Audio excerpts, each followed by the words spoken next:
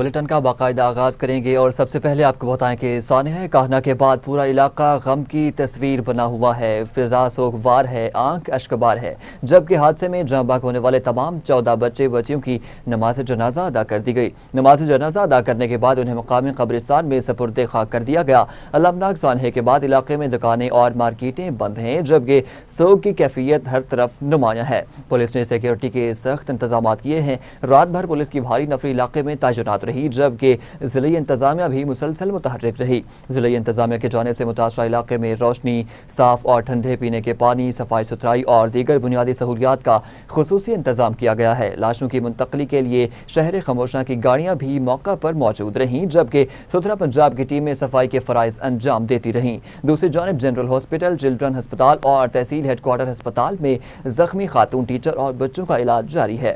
ہسپتال ذرائع کے مطابق وزیر اعلیٰ پنجاب مریم نواز شریف کی ہدایت پر زخمیوں کو بہترین طبی سہولیات فراہم کی جا رہی ہیں۔ ادھر پولیس نے واقعے کی تحقیقات کا دائرہ مزید وسیع کر دیا ہے۔ زخمی مالک مکان خاتون ٹیچر کے شوہر ریحان، اس کے بھائی فیضان اور چھت پر کام کرنے والے مزدور عمیر کو تحویل میں لے کر مختلف پہلوؤں سے تفتیش کی جا رہی ہے۔ پولیس کا کہنا ہے کہ وزیر اعلیٰ پنجاب کی ہدایت پر واقعے کی مکمل، شفاف اور غیر جانبدارانہ تحقیقات کی جا رہی ہیں تاکہ ذمہ دار عناصر کا تعین کر کے ان کے خلاف قانون کے مطابق کارروائی کی جا سکے۔ وزیر اعلیٰ مریم نواز نے سانحہ کے بعد صوبہ بھر کے سرکاری، نجی تعلیمی اداروں اور دیگر نجی عمارتوں کی حفاظتی معیار کا جامع جائزہ لینے کی بھی ہدایات جاری کر دی ہیں تاکہ مستقبل میں اس نوعیت کے افسوسناک واقعات کی روک تھام یقینی بنائی جا سکے۔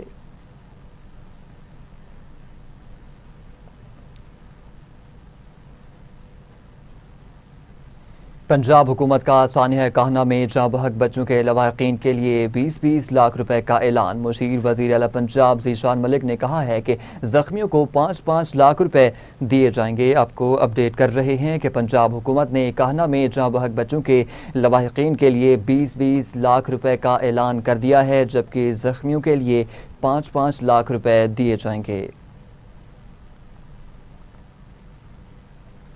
کاہنا میں گزشتہ روز چھت گرنے کا معاملہ۔ لاہور جنرل ہسپتال میں زیر علاج زخمی خاتون ٹیچر انیلا نے کہا ہے کہ یہ سب اللہ کی طرف سے ہوا ہے، جس پر میں بھی صدمے سے دوچار ہوں۔ میڈیا سے گفتگو کرتے ہوئے ہسپتال میں زیر علاج خاتون ٹیچر نے کہا، میرے مالی حالات اچھے نہیں ہیں، جس کی وجہ سے ٹیوشن پڑھاتی ہوں۔ میرے شوہر کو سی ایم پنجاب مریم نواز کی جانب سے فروٹ والی ریڑھی نہیں دی گئی۔ میرے شوہر منڈی کے پاس ریڑھی لگاتے ہیں۔ میں 2 سال سے چھوٹے بچوں کو ٹیوشن پڑھاتی ہوں۔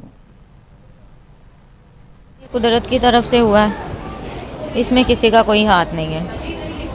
اللہ تعالیٰ کی طرف سے جو بھی معاملات ہوئے ہیں، میں خود بھی ملبے کے نیچے آئی ہوں، باقاعدہ میری اپنی بچی بھی، میرے جیٹھ کے بچے، میرے دیور کی چھوٹی سی 1.5 سال کی بچی، وہ بھی ادھر ہی موجود تھی، لیکن مجھے نہیں پتا ان کی پوزیشن کیسی ہے۔ میری بچی کو بھی چوٹیں وغیرہ آئی ہیں۔ اچھا یہ بتائیں، جب یہ آپ پڑھا رہی تھی وہاں پر کوئی چھت بھی بن رہی تھی؟ نہیں سر، یہ جھوٹ ہے، یہ سچ نہیں ہے۔ سر پہ کنسٹرکشن کا کام ضرور ہوا ہے، میں نے چھت پکی کروائی ہے، کیونکہ مالی حالات اتنے ٹھیک نہیں تھے کہ ہم وہ لینٹر وغیرہ ڈال سکتے یا دوبارہ سے ساری کنسٹرکشن کروا سکتے۔ میں خود محنت مزدوری کرتی ہوں، جو میرے ہسبینڈ ہیں وہ فروٹ کی ریڑھی لگاتے ہیں۔ مریم نواز صاحبہ نے ان کو ریڑھی نہیں دی ہوئی، وہ ویسے ہی گھر کے پاس ہی ریڑھی لگاتے ہیں۔ 200-400 روپے ان کی بچت آتی ہے۔ میں خود اپنے گھر کا سسٹم چلاتی ہوں۔ میں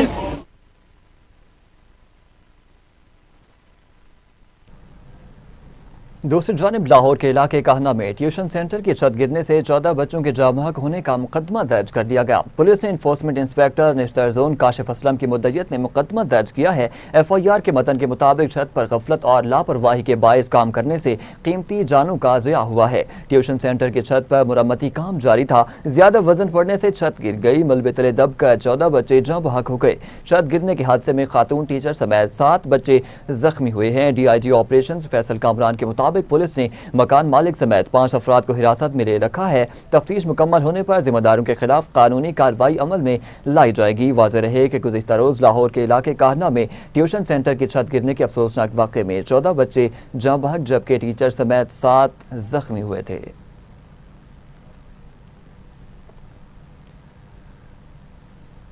خبر ہے کہ کاہنہ میں ٹیوشن سینٹر کی چھت گرنے کے واقعے پر ایجوکیشن اتھارٹی لاہور نے اپنی انکوائری رپورٹ تیار کر کے ضلعی انتظامیہ کو ارسال کر دی ہے۔ رپورٹ کے مطابق حادثے کا شکار ٹیوشن سینٹر ایک رہائشی گھر میں قائم تھا اور کسی بھی سرکاری ادارے کے ساتھ رجسٹرڈ نہیں تھا۔ خاتون نجی طور پر اپنے رشتہ داروں کے بچوں کو ٹیوشن پڑھاتی تھیں۔ رپورٹ میں بتایا گیا ہے کہ حادثے کے وقت ٹیوشن سینٹر میں 25 سے 30 بچے زیر تعلیم تھے۔ C E O education authority Lahore Tariq Mahmood کے مطابق گھروں میں قائم ٹیوشن سینٹر کی رجسٹریشن کا کوئی باقاعدہ نظام موجود نہیں ہے۔ رہائشی گھروں میں چلنے والے نجی ٹیوشن سینٹرز محکمہ تعلیم کے دائرۂ رجسٹریشن میں بھی نہیں آتے۔ رپورٹ کے مطابق ضلعی انتظامیہ واقعے کی روشنی میں آئندہ کے لائحہ عمل اور ممکنہ اقدامات کا تعین کرے گی۔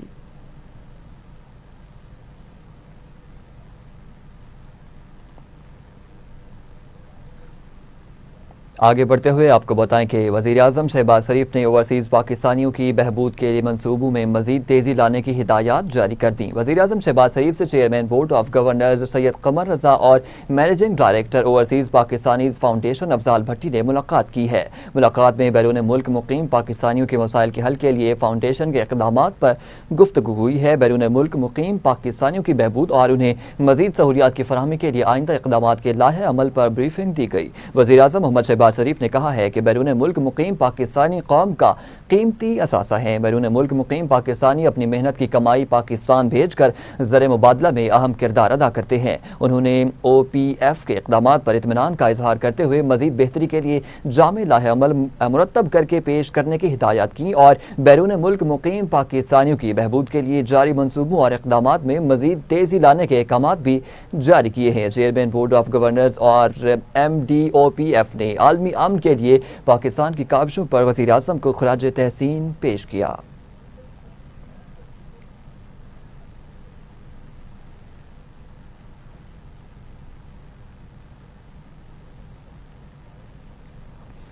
خبر ہے کہ پاکستان 12 اور 13 جولائی کو خواتین سے متعلق او آئی سی وزارتی کانفرنس کی میزبانی کرے گا۔ نائب وزیر اعظم اور وزیر خارجہ اسحاق ڈار نے کانفرنس کے کامیاب انعقاد کے لیے تمام متعلقہ اداروں کو متحرک رہنے کی ہدایات جاری کر دی ہیں۔ ترجمان دفتر خارجہ کے مطابق نائب وزیر اعظم اسحاق ڈار کی زیر صدارت اعلیٰ سطح کی کمیٹی کا 6واں اجلاس ہوا ہے، جس میں خواتین سے متعلق اسلامی تعاون تنظیم کی وزارتی کانفرنس کی تیاریوں کا جائزہ لیا گیا۔ اجلاس میں کانفرنس کے ایجنڈا، سیکیورٹی پروٹوکول اور لاجسٹک پر غور کیا گیا۔ میڈیا حکمت عملی اور بین الوزارتی رابطوں کا بھی جائزہ لیا گیا۔ کانفرنس میں او آئی سی کے 57 رکن ممالک کے نمائندگان شریک ہوں گے۔ نائب وزیر اعظم اسحاق ڈار نے وزارت انسانی حقوق کی تیاریوں پر اظہار اطمینان کیا۔ تمام اداروں کو قریبی رابطہ برقرار رکھنے اور بروقت انتظامات مکمل کرنے کی ہدایات بھی جاری کر دی ہیں۔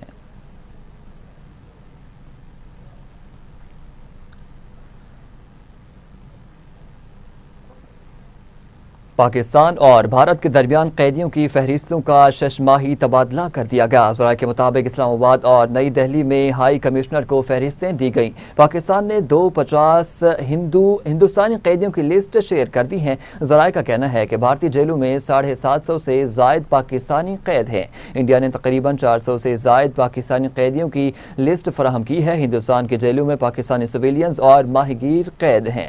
ذرائع کے مطابق فہرستوں کا تبادلہ 2008 کے قونصلر رسائی معاہدے کے تحت کیا جاتا ہے۔ معاہدے کے تحت ہر سال 1 جنوری اور 1 جولائی کو قیدیوں کی فہرستوں کا تبادلہ ہوتا ہے۔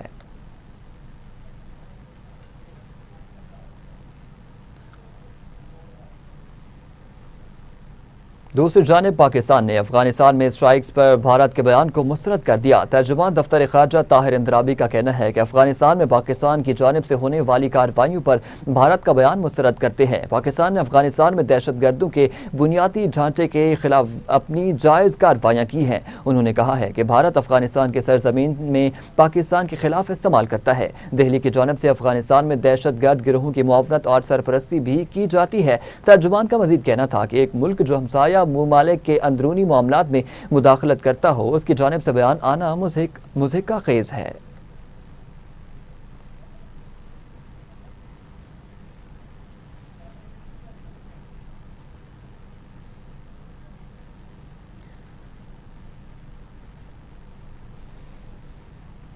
پاک فوج کے شعبہ تعلقات عامہ نے بتایا ہے کہ افغان طالبان حکومت کی جانب سے بلوچستان میں سرحد پر ڈرونز پروازیں ہوئیں، جس پر پاکستان نے مؤثر جوابی کارروائی کرتے ہوئے ڈرونز مار گرائے۔ ISPR کے مطابق 30 جون کو افغان طالبان رجیم نے اپنی زیر انتظام سرزمین سے سرگرم دہشت گرد تنظیموں کی مبینہ سرپرستی کے تسلسل میں بلوچستان کی سرحد کی جانب 4 ابتدائی نوعیت کے ڈرونز بھیجے ہیں۔ پاکستان کے مضبوط فضائی دفاعی نظام نے ان تمام ڈرونز کی فوری نشاندہی کر لی ہے۔ جاری بیان کے مطابق سیکورٹی فورسز نے اعلیٰ سطح کی آپریشنل تیاری کا مظاہرہ کرتے ہوئے جدید دفاعی اقدامات کے ذریعے چاروں ڈرونز کو کامیابی سے تباہ کر دیا۔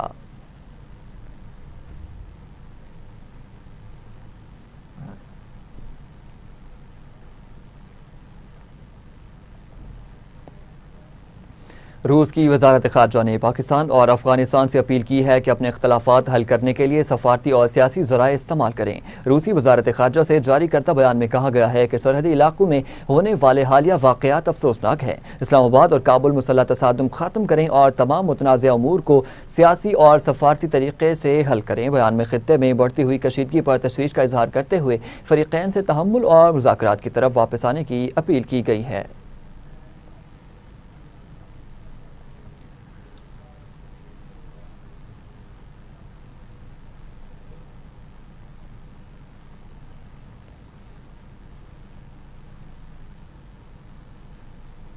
ایران کے وزیر خارجہ عباس عراقچی نے امریکی ہوم لینڈ سیکیورٹی کے سیکریٹری مارک وین ملن کے اس بیان پر سخت رد عمل کا اظہار کیا ہے، جس میں انہوں نے ایران کی فیفا ورلڈ کپ سے باہر ہونے پر خوشی سے رقص کرنے کا ذکر کیا گیا تھا۔ سوشل میڈیا پر اپنے بیان میں عباس عراقچی نے لکھا کہ مشن مکمل ہو گیا مسٹر ملن، آپ نے ایک اور کام بھی کر دکھایا، دنیا کو یہ ثابت کر دیا کہ آپ کسی بین الاقوامی ٹورنامنٹ کی میزبانی کے اہل نہیں ہیں۔ ایرانی وزیر خارجہ نے کہا کہ مارک وین ملن کا رویہ اس بات کی مثال ہے کہ ایک میزبان ملک اپنی ذمہ داری اور وقار کو کس طرح ضائع کر سکتا ہے۔ واضح ہے کہ مارک وین ملن نے صحافیوں سے گفتگو کرتے ہوئے کہا تھا کہ وہ ایران کے ٹورنامنٹ سے باہر ہونے پر خوش ہیں۔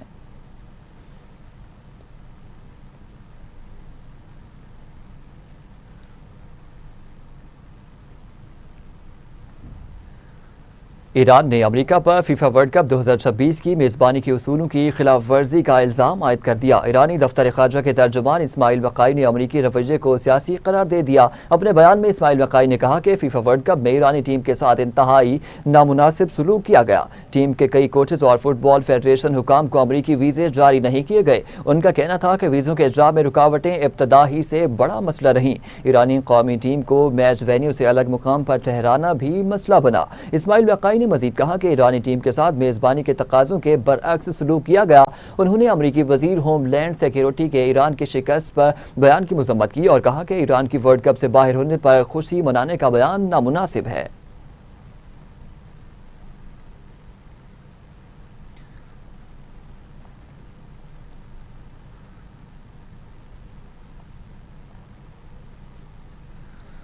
دوسری جانب ایران کے پاسداران انقلاب نے کہا ہے کہ شمال مغربی سرحدی علاقے میں علیحدگی پسند گروہ کے داخلے کی کوشش ناکام بنا دی ہے۔ IRGC کے مطابق یہ گروہ ایران میں داخل ہو کر تخریبی اور دہشت گردانہ کارروائیاں کرنے کا ارادہ رکھتا تھا۔ نیم سرکاری خبر رساں ایجنسی تسنیم کے مطابق فورسز نے خفیہ معلومات کی بنیاد پر کارروائی کی اور سرحدی علاقے میں گھات لگا کر اس گروہ کو نشانہ بنایا۔ کارروائی کے دوران گروہ کے تمام 6 ارکان مارے گئے۔ خیال رہے کہ ایران میں مختلف سرحدی علاقوں میں کئی مسلح علیحدگی پسند گروہ سرگرم ہیں، جن کے بارے میں تہران اکثر سیکیورٹی خطرات کا الزام لگاتا ہے۔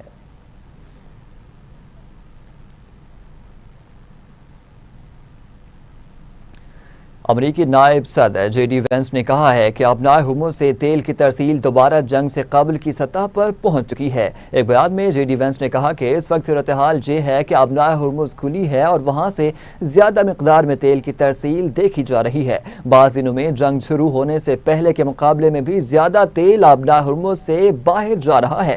انہوں نے کہا ہے کہ یہ عمل اس بات کی علامت ہے کہ عالمی معیشت دوبارہ فعال ہو رہی ہے، اگرچہ مکمل بحالی سے وقت لگے گا، لیکن تیل کی قیمتوں میں پہلے ہی واضح کمی دیکھنے میں آئی ہے۔ JD وینس کا کہنا تھا کہ لبنان اسرائیل امن معاہدے اور امریکی ایران مفاہمتی یادداشت کو ایک ساتھ دیکھا جائے تو دونوں دستاویزات کا بنیادی نقطہ لبنان کی علاقائی سالمیت کا احترام ہے۔ امریکی نائب صدر کے مطابق خطے میں معاہدوں کے مؤثر نفاذ سے توانائی کی ترسیل اور علاقائی استحکام میں مزید بہتری کی توقع بھی کی جا سکتی ہے۔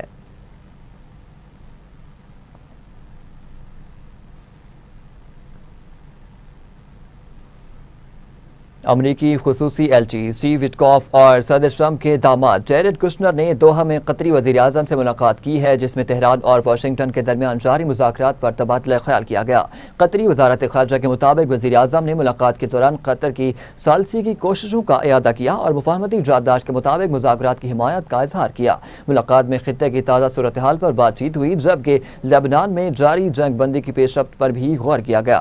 وزارت خارجہ کے بیان کے مطابق ایرانی اور امریکی تکنیکی وفود کی بات چیت مختلف سطحوں پر جاری ہے اور یہ اجلاس مختلف مقامات پر ثالثوں کی موجودگی میں ہو رہے ہیں تاکہ مذاکرات کا تسلسل برقرار رہے، خواہ وہ دوحہ میں ہوں یا کسی اور مقام پر۔ ایران اور امریکہ کے درمیان کوئی اعلیٰ سطحی براہ راست ملاقات جاری نہیں ہے، تاہم تکنیکی اور ثالثی سطح پر رابطے برقرار ہیں۔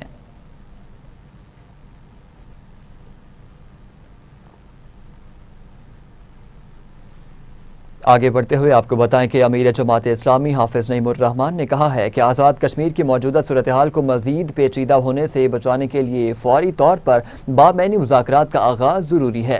کسی بھی غلط اقدام سے خون ریزی کا خطرہ فائدہ ملک کے دشمن بھارت کو ہوگا۔ مسئلے کے حل کے لیے حکومت، ریاستی اداروں، سیاسی قیادت اور تمام فریقین کو سنجیدگی کا مظاہرہ کرنا ہوگا۔ ان خیالات کا اظہار انہوں نے اسلام آباد میں جموں کشمیر سے تعلق رکھنے والے اہل دانش، ریٹائرڈ سفارتکاروں، بیوروکریٹس اور مختلف شعبۂ زندگی سے تعلق رکھنے والی نمایاں شخصیات کے ساتھ مشاورتی نشست سے خطاب کرتے ہوئے کیا۔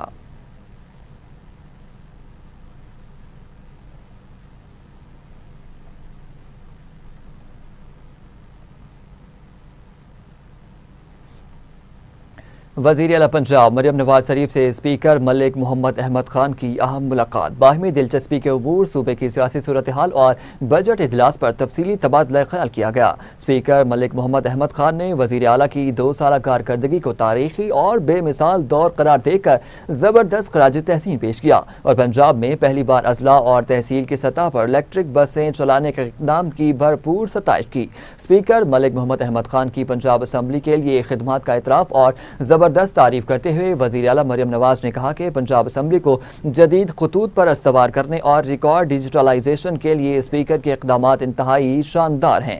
بہترین قانون سازی اور ایوان کو انتہائی احسن اور مدبرانہ انداز میں چلانے پر اسپیکر ملک محمد احمد خان کا کردار قابل فخر ہے۔ ہمارا واحد ہدف پنجاب کے ہر شہری تک ریلیف پہنچانا اور صوبے کو ترقی کی نئی بلندیوں تک لے جانا ہے۔ عوامی خدمت کا جو سفر ہم نے شروع کیا ہے اس کی رفتار کو مزید تیز کیا جائے گا۔ اسپیکر پنجاب اسمبلی ملک محمد احمد خان نے مزید کہا کہ پہلی بار وزیر اعلیٰ پنجاب مریم نواز نے ستھرا پنجاب سے شہریوں کو صفائی اور بہترین ماحول کا آئینی حق فراہم کیا ہے۔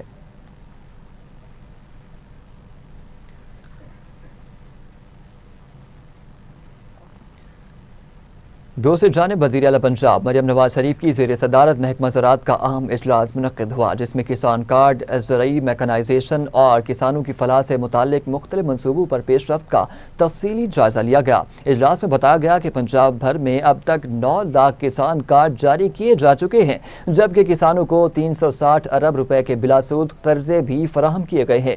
بریفنگ کے مطابق وزیر اعلیٰ کسان کارڈ کے تحت جاری کیے گئے قرضوں کی ریکوری کی شرح 99% رہی، جبکہ قرضوں کا 80% حصہ کسانوں نے کھادوں کی خریداری پر خرچ کیا۔ اجلاس میں صوبے بھر میں جدید سہولیات سے آراستہ 10 نئے ماڈل ایگری مالز کے قیام کی منظوری بھی دی گئی ہے۔ حکام نے منصوبے کا ڈیزائن، تصویری شواہد اور ماڈل بھی پیش کیے، جنہیں اجلاس میں منظور کر لیا۔ اجلاس کو بتایا گیا کہ زرعی میکانائزیشن پروگرام کے تحت اب تک 280 جدید زرعی مشینیں کاشتکاروں کو فراہم کی جا چکی ہیں، جبکہ جون 2027 تک مجموعی طور پر 2000 جدید زرعی مشینیں کسانوں کے حوالے کرنے کا ہدف بھی مقرر کیا گیا ہے۔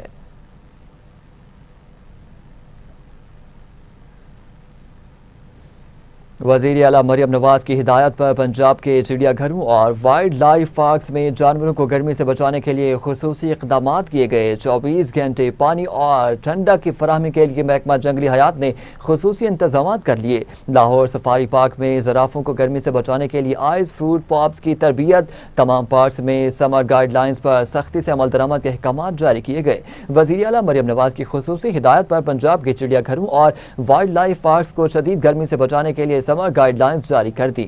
جنگلی جانوروں اور پرندوں کو گرمی سے محفوظ رکھنے کے لیے ہنگامی اور مؤثر اقدامات یقینی بنانے کی ہدایات بھی کی گئی ہیں۔ Directorate general wildlife and parks Punjab نے باضابطہ مراسلہ بھی جاری کر دیا۔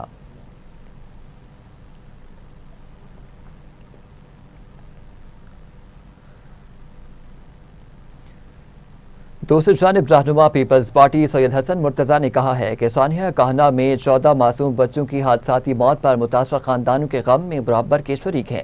سندھ میں یہ حادثہ ہوتا تو قوم کسی نتیجے پر پہنچ چکی ہوتی۔ لاہور میں نئے متنازع بل پر پریس کانفرنس کرتے ہوئے سید حسن مرتضیٰ نے کہا کہ پیپلز پارٹی اسی مائنڈ سیٹ پر تشویش کا اظہار کرتی ہے۔ حکومت کو فی الفور بلدیاتی الیکشن کرانے چاہیے۔ بنیادی جمہوریت پر توجہ دیے بغیر ہم آگے نہیں بڑھ سکتے۔ جہاں پیپلز پارٹی کی حکومت ہے، بلدیاتی ادارے وہاں موجود ہیں۔ انہیں دکھ ہے کہ پنجاب میں بلدیاتی ادارے بن گئے تو ان کی تصویریں نہیں لگ سکیں گی۔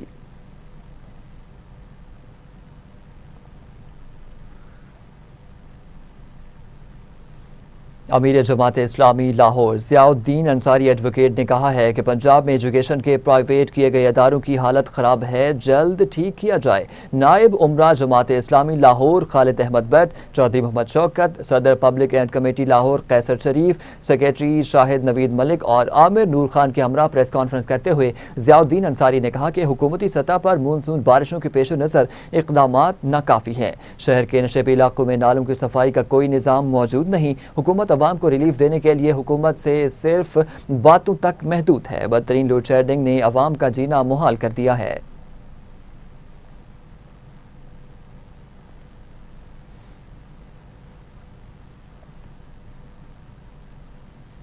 وزیر اعلیٰ پنجاب مریم نواز شریف کی ہدایت پر صوبے میں ادویات کی فراہمی کے نظام کو جدید خطوط پر استوار کرنے کے لیے Punjab drug distribution management system کا باقاعدہ آغاز کر دیا گیا۔ اب معیاری، محفوظ اور مستند ادویات کی فراہمی کے ساتھ جعلی، غیر معیاری اور جعلی ادویات کی مؤثر نگرانی سمیت مینوفیکچرر سے ریٹیل فارمیسی تک مکمل سپلائی چین کی ریئل ٹائم ٹریکنگ بھی ممکن ہو سکے گی۔ اسی حوالے سے مزید جانتے ہیں نئی منور کی اس رپورٹ میں۔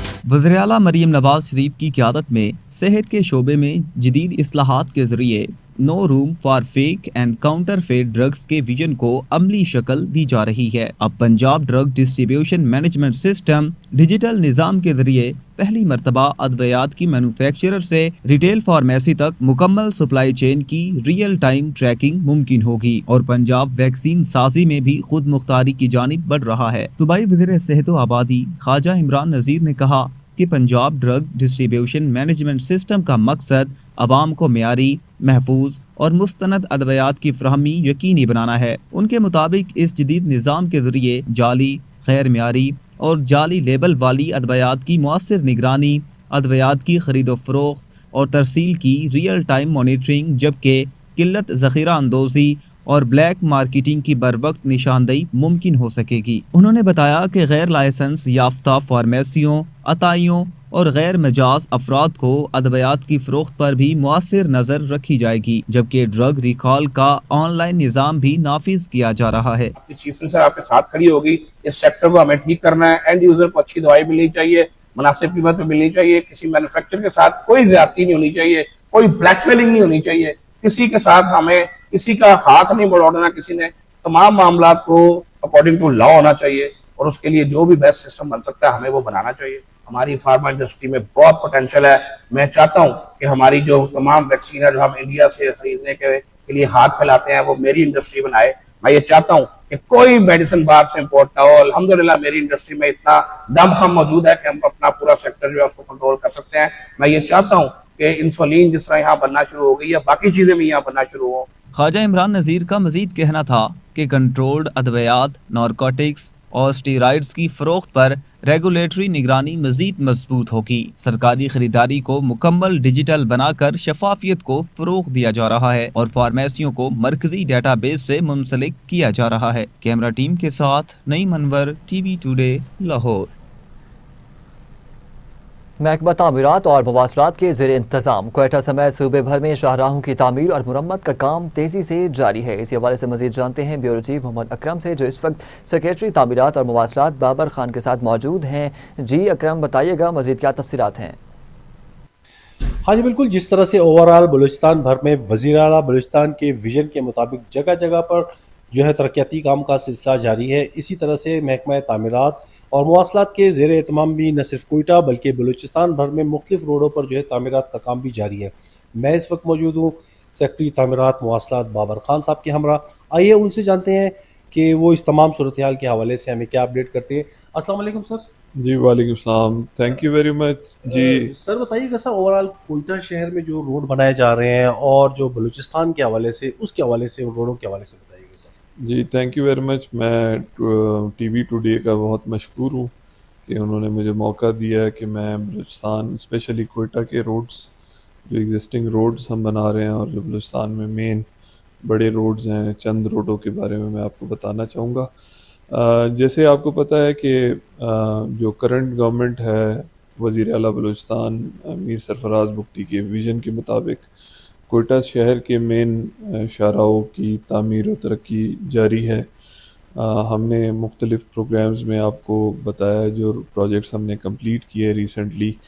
अब जो करंटली एक प्रोजेक्ट है जो जिसको आवाम ने बहुत ज़्यादा अप्रिशिएट किया है, कोयटा में मुख्तलिफ़ चोकिंग पॉइंट्स थे ट्रैफिक के, और उन जो चोकिंग पॉइंट्स, कुछ 14 चोकिंग पॉइंट्स की बाकायदा सर्वेज़ हुई और सर्वेज़ के बाद पता चला कि ये बॉटलनेक्स हैं शहर में जिसकी ट्रैफिक कंजेशन में इजाफा हो रहा है। जी बिल्कुल, आपने सुना कि सेक्रेटरी साहब का ये कहना है कि बहुत से प्लान है, न सिर्फ कोयटा शहर के लिए बल्कि बलूचिस्तान भर के लिए जो है जो काम चल रहा है, वज़ीर आला बलूचिस्तान के विजन के मुताबिक 2 साल में ये मुकम्मल होंगे और आवाम को इसके भरपूर फ़वाइद हासिल होंगे। जी बहुत शुक्रिया मोहम्मद अकरम, आप हमें तफसीलात से आगाह कर रहे थे। नाज़रीन आगे बढ़ते हुए आपको बताएं कि सूबाई वज़ीर सनअत और तिजारत चौधरी शाफी हुसैन की ज़ेर सदारत Punjab small industries corporation board का 136वां इजलास मुनक़्क़िद हुआ। इजलास में 15 नुकाती एजेंडे पर गौर किया गया। Managing director Punjab small industries corporation मुबीन इलाही ने एजेंडा आइटम्स बारे तफसीली ब्रीफिंग दी। चौधरी शाफी हुसैन ने कहा कि मंडी बहाउद्दीन के बहुत से लोग बैरून मुमालिक मुकीम हैं और उनके लिए स्मॉल इंडस्ट्रीज स्टेट मंडी बहाउद्दीन में सरमाकारी के वसी मौक़े होंगे। इंडस्ट्री की ज़रूरत के मुताबिक दीगर इलाकों में नई इंडस्ट्रियल स्टेट्स भी बनाई जा रही हैं।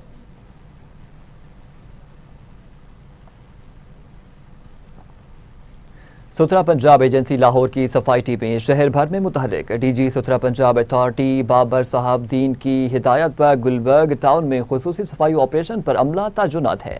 तर्जुमान के मुताबिक गुलबर्ग टाउन में 1000 से ज़ायद वर्कर्स और 134 ऑपरेशनल गाड़ियां खुसूसी सफाई ऑपरेशन पर मामूर हैं। डीजी सुथरा पंजाब अथॉरिटी बाबर दीन ने कहा है कि गुलबर्ग टाउन में मौजूद 15 हॉटस्पॉट एरियाज को क्लियर कर दिया गया। फिरोजपुर रोड पर मैकेनिकल वॉशिंग, मैनुअल स्वीपिंग और स्क्रैपिंग मुकम्मल कर ली गई। गुलबर्ग टाउन में door to door waste collection के लिए 170 लोडर रिक्शे तैनात हैं। सुथरा पंजाब एजेंसी की टीमें शहर भर में कंटेनर्स क्लियरेंस और door to door waste collection यकीनी बना रही हैं।